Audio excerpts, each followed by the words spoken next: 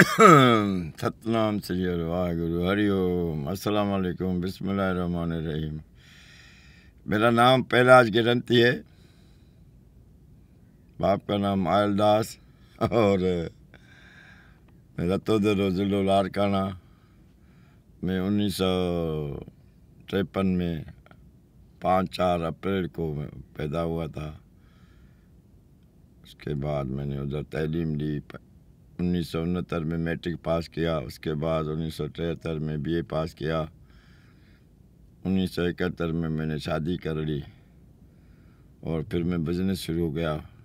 मेरा बड़ा बिज़नेस था, किराने का बिज़नेस था, अनाज का था, कपड़े का था, बहुत बिज़नेसमैन था।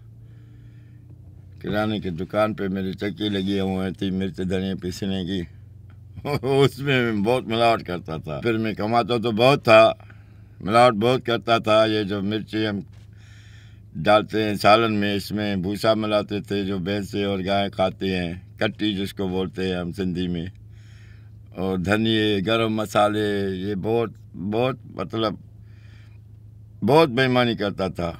लेकिन दिली सुकून नहीं होता था। ज़िंदगी गुजर रही थी बहुत अच्छी, दौलत के हिसाब से बहुत अच्छी गुजर रही थी। जो दिली सुकून था वो हर वक्त रूह जो होता था ना, लोगों से डरता था कि कल अगर लोग पकड़ लेंगे तो क्या बोलेंगे, क्या करेंगे, मेरे ज़माने में क्या असर होगा।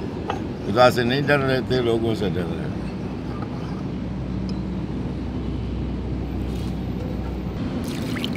सफाई खुदाई होती है, सबको ये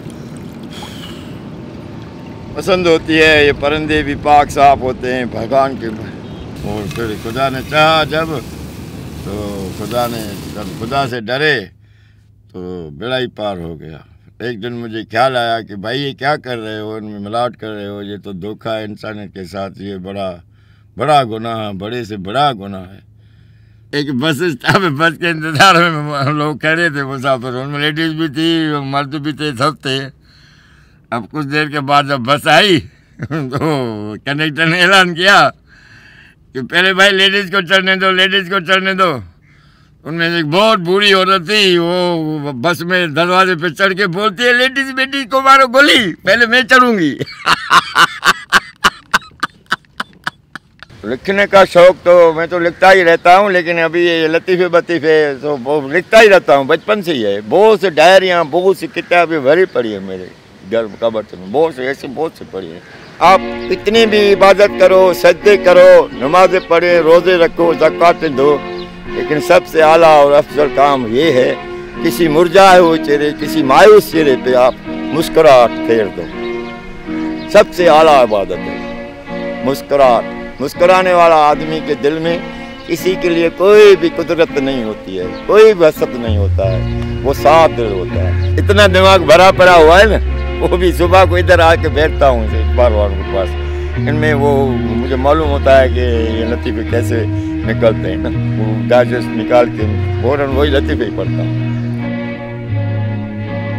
इंसानियत को सुकून की तलाश, अपने खालिक और मालिक को भुला रखा है, और इंसान चाहता है कि मुझ पर परेशानियां ना आए।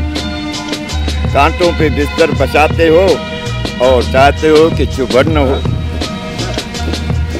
और सुकून हो, ये तो हो ही नहीं सकता। और मेरे बंदे, अगर तुझे सुकून मिला तो मेरी याद के छाँव में मिलेगा, मेरे जिक्र की खुशबू में मिलेगा, मेरे जिक्र की खुशबू से मिलेगा। तुम्हें दिल का सुकून और सच्ची खुशी अल्लाह के जिक्र के बगैर कभी हासिल नहीं हो सकती। आपको मालूम है या नहीं,